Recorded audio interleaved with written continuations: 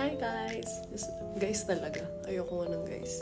Anyways, hi, just Ayala being Ayala, and today we are unboxing some of my orders in Noon. Tara, kunin natin.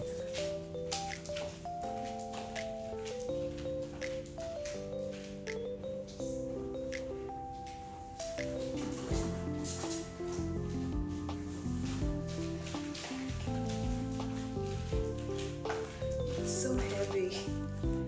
Bigat ha. Super.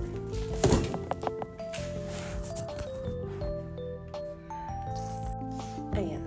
Tapos, ito, nabuksan ko na siya kanina. Kasi excited na ako. So, I got matcha. Dalawang 50 grams to. Ceremonial grade. And then, I got matcha set. Wala tayo ng matcha everyday. So, ngayon, buksan naman natin itong mga to. This first, tinatamad ko tumayo kasi medyo masama yung pakiramdam ko.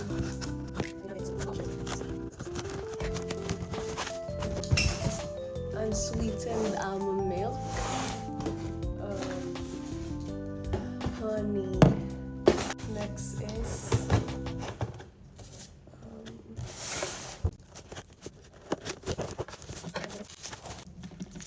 oat milk and